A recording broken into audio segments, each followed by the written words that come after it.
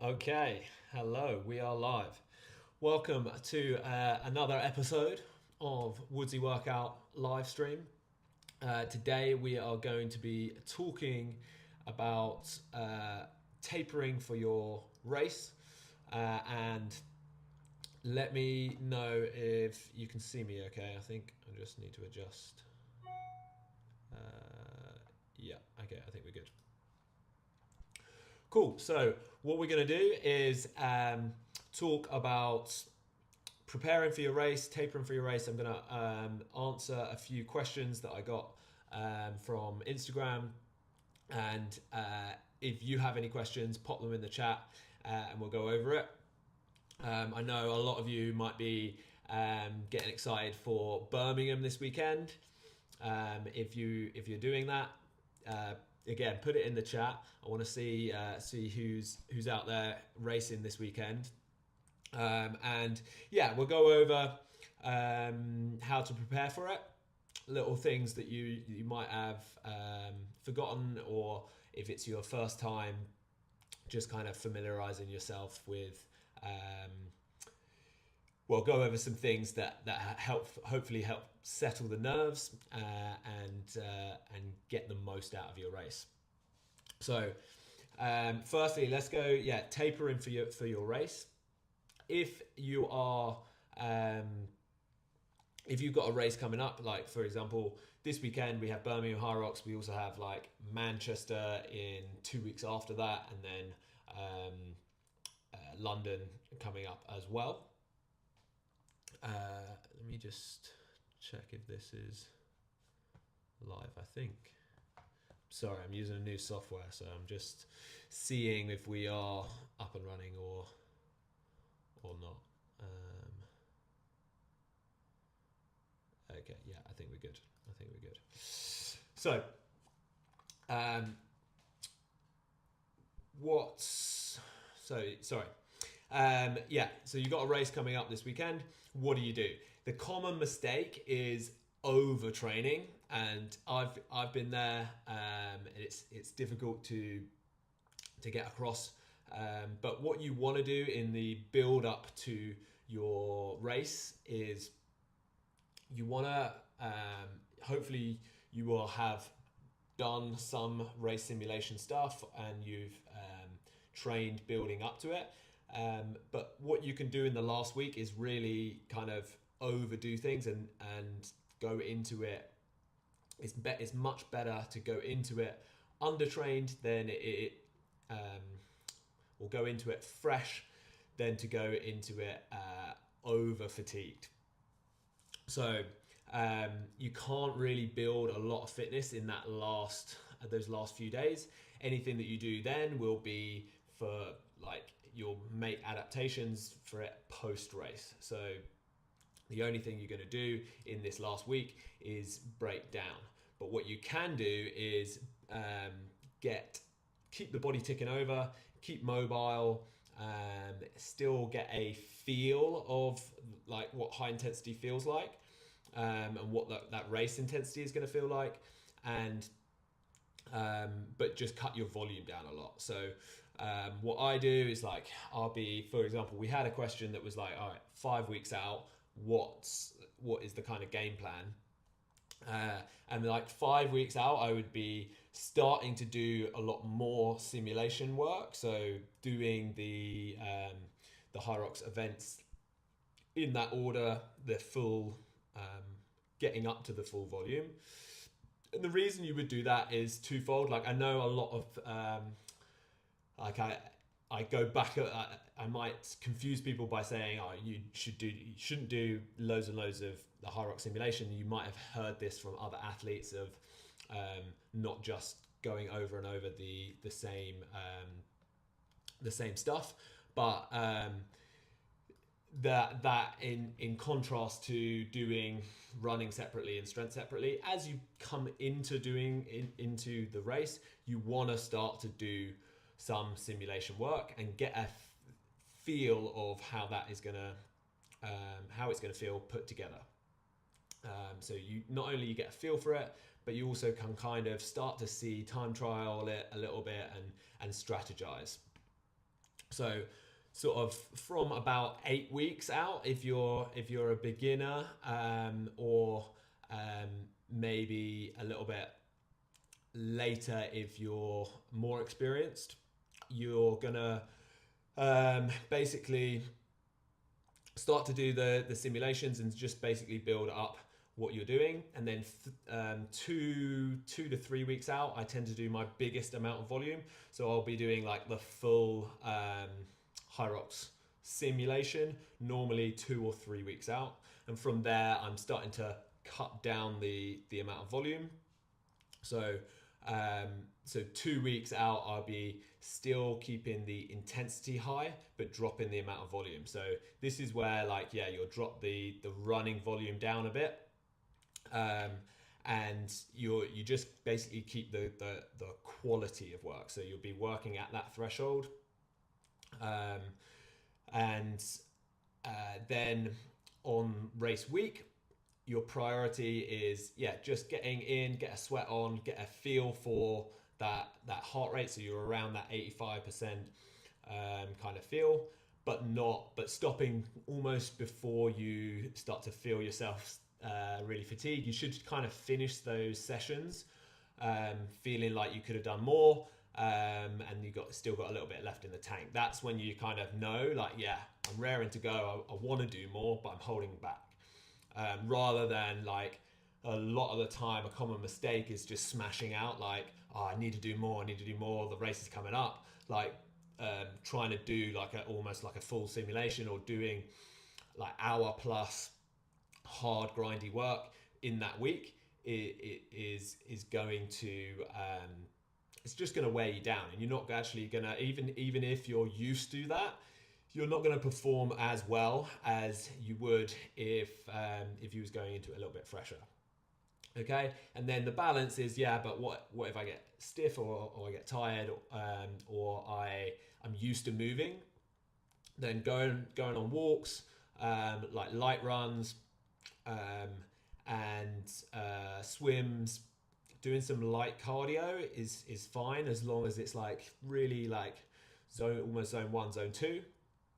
And then the only sort of running that I'll do one session where I do some Hyrox specific running. So basically it'll be doing my 1 kilometer runs at the Hyrox pace that I wanna hit, with about 30 seconds to a minute in between. And I'm trying to practice what that pace feels like. So I'm doing it outside, trying to find an area, like a flat running surface that you're not going to be obstructed, and don't look at your watch until you finish the kilometer. So you do the kilometer, then you check what was that pace. Take 30 seconds, do it again. Can you match it, or can you get close to it? And that way you're kind of you're yourself feeling what that pace is like, because on race day you're not going to have like a treadmill monitor in front of you, and also the watches aren't even that reliable with GPS and things like that. So you want to get a feel of what that pace is. So that's the goal of that session. It's not to improve your fitness, it's to get a better understanding of your running. So that's why I would include that session. The other thing, you can do some sled work, you can do some erg work, as I say, like getting up to that high intensity and then backing off before you start to feel yourself over fatigue, or really break down. And that's where, like, the sleds and the machines can be quite useful. I would avoid doing too much of lunges or wall balls, even farmer carries, because it's the eccentric loading that starts to, so basically like the way down when you're lunging, the controlling that way down is what really breaks the muscle tissue down, and that's what makes you sore. So lunges and wall balls make you a lot more sore than like sled pushes. So that's where, yeah, you can utilize the sled instead of lunges and wall balls. We will get on to some food. So we've got a couple of questions in the chat now. They're coming in. So we've got racing in London, nice. So food to eat before race day. So in that race week, if we work our way back, I don't tend to change my nutrition too much in the week of my race.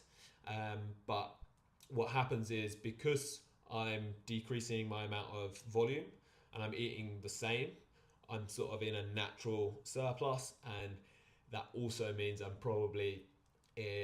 basically carb loading without eating more carbs, because often another little mistake is, need a carb load, smash loads of carbs, you get really inflamed, you feel kind of crappy, and then race day comes in, your body just doesn't want to, or if it's not used to that, it's not going to respond well to it. So sticking to what you're used to, not trying to change too much, is always a good way to go. And then basically, so I will have some carbohydrates the night before, making sure that that's in the meal. But I keep it well balanced. So I'll have some proteins, I'll have a little bit of fat, mostly some complex carbohydrates. And then the day of, it depends on when your race time is. But if we work back from our race, normally 2 to 3, if you can, is when you'd have your last meal. Sometimes a little bit earlier, particularly if it's later on in the day and you have the time. I tend to like it 3 to 4 hours before racing, and that will kind of allow you to process it a little bit before, so you're not running on a full stomach. And that meal would be carbohydrates, so simple, easy to digest. Doesn't have to be so things like bread, bananas, oats, soft foods that tend to be nice on the stomach. Trying to avoid too much fat, because that will slow your digestive system down, and you're going to be using mostly glycogen in your race. And then before that, so say if my race was for example, what's quite difficult is my race is in the evenings. Normally in the evenings, I'm doing the pro race on Saturday. So 3 to 4 hours before that, I would have some oats. I normally make some overnight oats and prep that beforehand. Easy to take with me. I can smash that wherever I am. And then in the morning, I might have some eggs on toast. Again, I'm getting some protein in, but it's very simple, easy to digest, rather than a load of chicken, red meat, or something like that. That would kind of suit me going into the race. And then I would have some more simple carbohydrates and liquid form. So it might be Lucozade, Gatorade, or any carbohydrate drink. I would have probably 1 to 2 hours before. You don't want it directly before, because what can happen is you get this insulin response where your blood sugar rises, so your body tries to bring it back down, and then as it's bringing it back down, that's when you if you go to race at that point, then you can kind of have this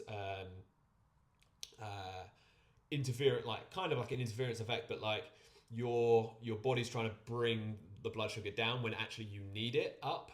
So that can kind of be a bit of an issue for some people. So what you want is making sure that you had all your carbohydrates a good sort of hour before, and then you can have a gel, or you can have any sort of nutrition that you're having during a race once you get started, basically, not directly before.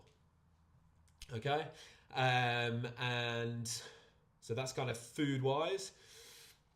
With your hydration, what we want to do is make sure we're super hydrated. The key to that is intramuscular hydration. So making sure that we're taking on some electrolytes, because that will help you to retain the water and actually use it. So and rather than like just drinking loads and loads of water, you actually flush out the system. So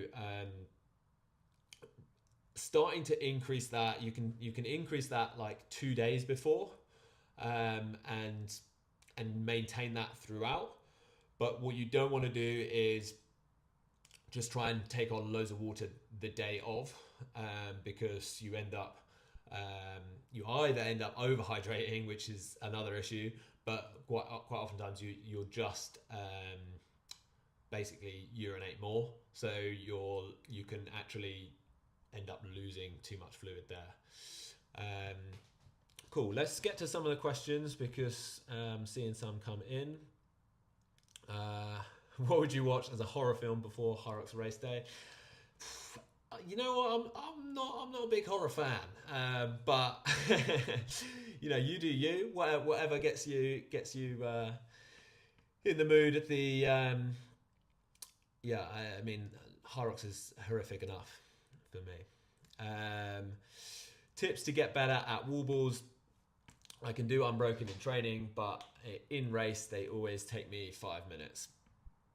Okay, so wall ball training.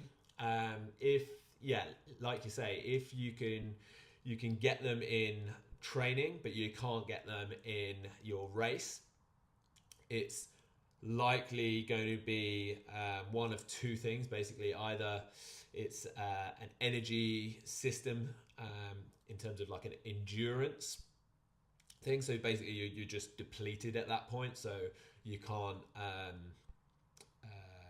string together your full set, or it's a heart rate thing. So you're going into it at a much higher heart rate, and you can't bring that heart rate down whilst you're doing your reps, or it's just basically going up and up and up until you need to break in order to relieve that, basically. And that can be a case because of the conditions of your race day. You know, you're pushing that much harder. I don't know whether you mean like in training you can hit them like within a simulation, or you're doing them fresh, or that sort of thing. But basically, you can, in order to work on that, you need to basically just improve your cardiovascular in order to be going into the in order to either be able to bring your heart rate down or keep it stable whilst doing wall balls. Or what works for a lot of people, and you know, I picked this up from Graham Halliday actually, is you decrease your run a little bit going into the wall balls so that you're coming in with a lower heart rate, and therefore you kind of it's basically like a strategy in order to save yourself a little bit of energy and dedicate that to the wall balls. This works particularly well if you aren't a strong runner, but you and you spend a lot of time on the wall balls. So the where you can make up time basically is if the wall balls, they tend to take people they're very dispersed in terms of like the people that take a long time take a really long time, and the people that take a short time are quite short. So you can make up a lot of time on wall balls. So particularly, if you know that, I can do them unbroken in training, I just need to ease off a little bit and trust that I can make up that time by taking less breaks. So hopefully that makes sense. What else have we got? Can you do the 1 kilometer runs on race week on an athletics track? Yeah, absolutely. You could do that on an athletics track, and that would work quite well in terms of feeling out that pace. Obviously, it's going to be a little bit different on your race day. There's no way that you can simulate it exactly. You're going to have crowds of people, and that's, going in and out corners and that sort of thing. Expect it to be a little bit slower, and obviously we never quite know what the exact distance of the laps are, because their Hyrox say 8.7 is the total that you run in terms of all your laps plus the rock zone should equal 8.7. but that can be, you know, the first lap is normally short. So for example, let's bring up, I've got it up here somewhere, the Birmingham race day map, because, you know, for those of you that are doing Birmingham, here we go. Hopefully you can see that. So the Birmingham lap, the layout is as shows. It's the first lap is what is it, 2.3. I've actually got this on a tiny little thing, so I can't even see it. But yeah, let me bring it up. Yeah, so the race map, 2.3 on the first one, and then 1.8 on the others. So you might be thinking, like, this is the tricky bit, is like, how do I pace that accordingly? So you can either do the math ahead of time, but you basically, you want to know what that run feels like. Obviously, everyone goes out too fast, so that first lap or the first run, you're just feeling it out. You're just feeling out what, you know, holding some back in reserve, letting the people that are flying out fly out. Stay relaxed. You know, it's your it's the only run where you're not compromised. So, you know, make the most of it, but really not trying to set any records. And then and then obviously the others is 1.8. So you're going like around. It's quite nice because it's basically 2 laps. So you come out, you do 2, but you're going in just before the exit, basically the way you went out. So it's only a tiny bit before. Okay, but obviously different courses will have different layouts, so that can take effect in terms of if you don't expect to hit your paces bang on, go based on feel, and if it is 20, like, you know, 10 to 20 seconds off, that might be all right. And the way that you should be able to kind of, the way that I do it is, right, first lap, just feeling it out. First run, I'm just feeling it out. Then the second, third, fourth, fifth, like, I'm starting to get a gauge of what sort of time I should be doing. So you should start to find a consistent time, and then it's sticking to that as you go. So that those runs 2 through to 7 should be much more similar. And again, hold back until you get past the sleds. Don't start to like really push it, because as we know, those sleds can feel very different depending on where you are. Let's see, any other questions? What's the best way to train compromise running without actually doing compromise running? So, I mean, there's this big debate on like, is compromise running even a thing? Like when Hyrox first came out, everyone's like, yeah, you need to get better at compromise running. And now there's kind of been this swing the other way of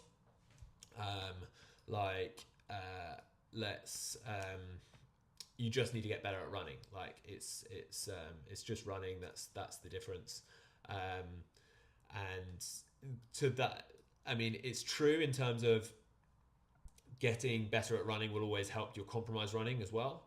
But the compromise running is more just like what we were saying, a feeling, and it's knowing what pace you can hold, and that in order to sustain that. So basically, for example, when you're coming off of a sled, and actually this was another question, was like how to, like, someone was what was it?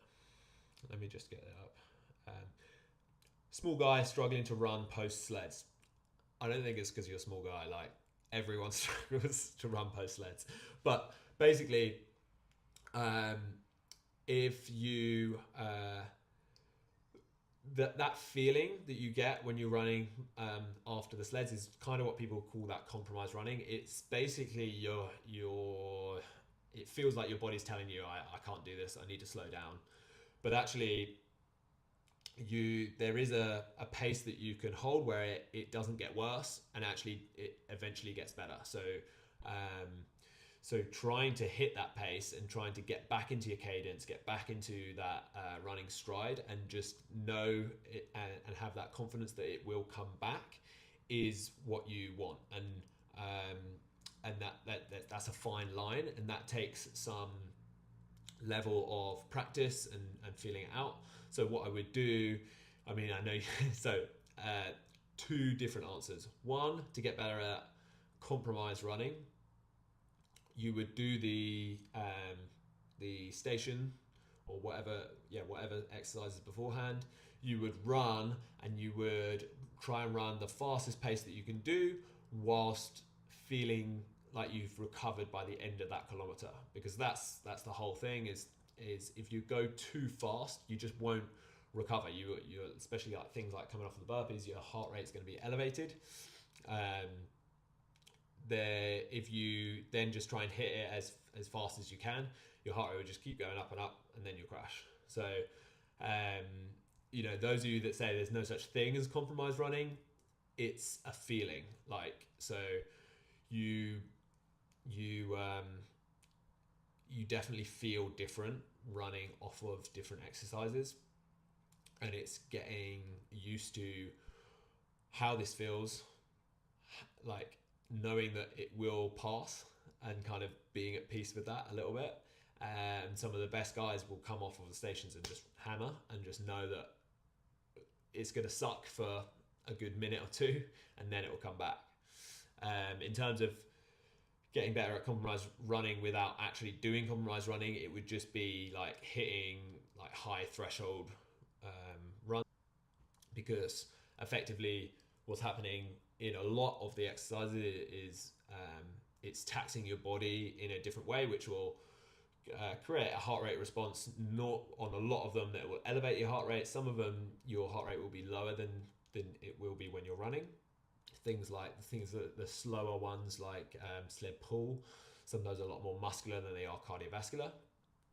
But anyway, on a lot of those, your heart rate will be elevated going into the run, and then you basically bring it down a little bit on the run. But most of the time your heart rate will be at that kind of threshold, so 85%. For those of you that asked what's a target heart rate zone for race day, mostly you'll be 80 to 90%. Hopefully you would be a little more closer to the 80% at the beginning, and a little more towards the 90% towards the end. But that being said, I wouldn't rely too heavily on heart rate monitors and checking your heart rate during your race, because there's so many factors that can influence your heart rate. Biggest one being like adrenaline and just this situation of your race day. Your heart rate will be elevated. Like, if you check your heart rate before you start your race, you haven't done anything, it's going to be way higher than it will be in training, unless you are like super zen mode. But yeah, anytime I check my heart rate before I start racing, I'm already in like zone 2 and I'm standing still. So you can't completely rely on it. But yeah, go based on feel, and you might want to take a check at it after and use that data to kind of predict or see where you might have spiked and dipped. That can be pretty useful. Okay, I think that answered most of the questions. Let's check what we had from Instagram. We had shoe question. So shoes, I struggle to answer shoes, mostly because I know it's so personal. But what I will say, instead of giving you like specific models and brands, I will give you like what to look for in shoes, and then therefore you can kind of take a pick and use your best brands or your favorite ones, and just find a model that works.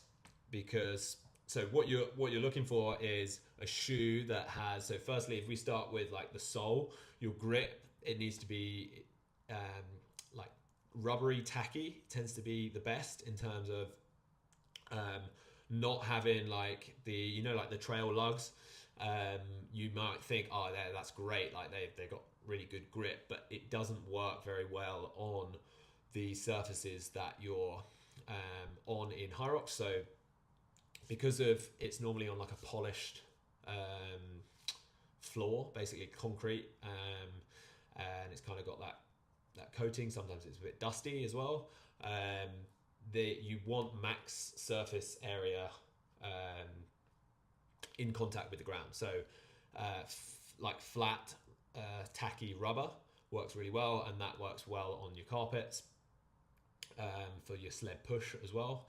So maximum coverage, I know, a bit like Hoka, they've got a bit better, but a lot of the time it's like a lot of it is that soft foam on the bottom, and there's only like touches of rubber, I think, to make it lighter. It can be less traction basically with that. So good ones for that are Brooks. I race in a pair of Brooks, actually. Let me show you.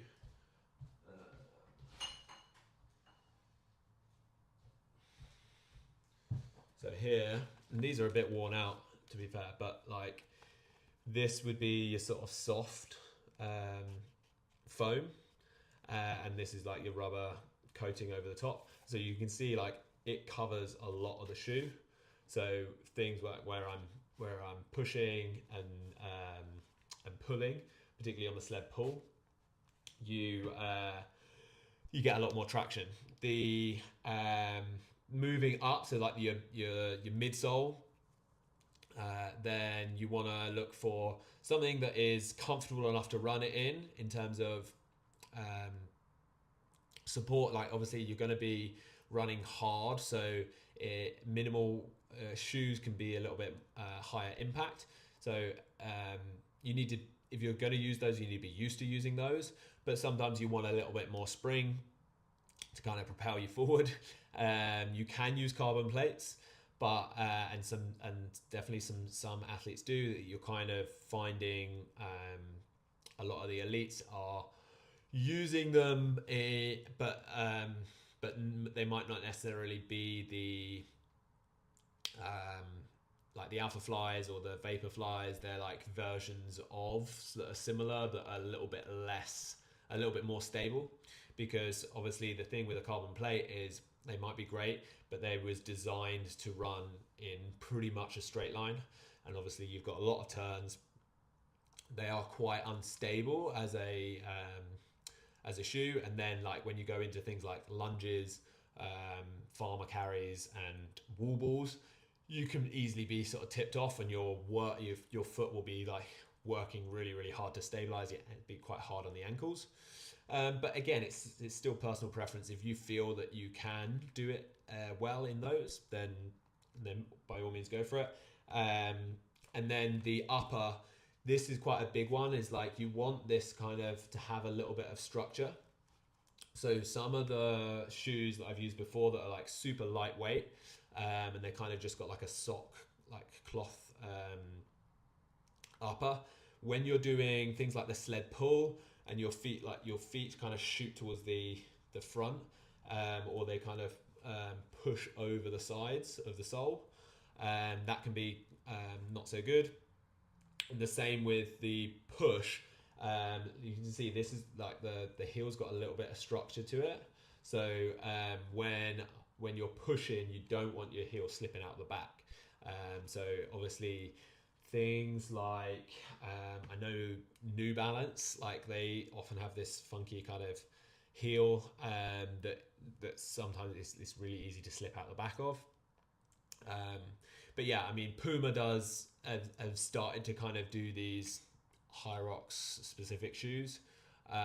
They don't say they're Hyrox specific, but a lot of the they're the brand sponsor, and a lot of the elites will be using those as well. So do your research a little bit, but those are the kind of things you're looking for: grippy sole, a comfortable midsole for you, so whatever stack height that might be, and then a semi-structured upper so that you're stable in that.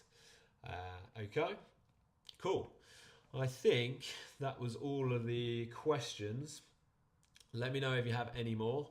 And as always, like, you can always reach out to me. Like, if you think of any questions and you want to put them, just reach out to me on Instagram at Woodsy Workout. I quite often put up, like, do you have any questions? But you don't have to wait until then. You can just DM me. I will be doing live streams every Tuesday, live at 5. And I will be racing in Birmingham on Saturday in the evening. So I thought it was Friday, but it's Saturday. So Saturday I'm racing at 20 to 8 in the men's pro. If you're there, come and say hey. I also have a few goodies that I'm giving out. So we got some nice race patches. We got the old the Woodsy Workout patch is out now. So if you want to get your hands on those, make sure you are subscribed. Make sure you follow me, and then come and say hey. Come and grab a pic. Come and grab a patch. And I'll also be giving out a couple of the Hyrox Race Ready programs. So if you've got a race coming up, or you want a little bit more of a structured plan, the Hyrox Race Ready program, it is an 8-week program that takes you all the way up to your race and prepares you in the best possible way. So you can find that on coactiveperformance.com. And anything else, you can reach me on Instagram at Woodsy Workout. I will hopefully see you in Birmingham. Good luck for everyone that is racing this weekend, or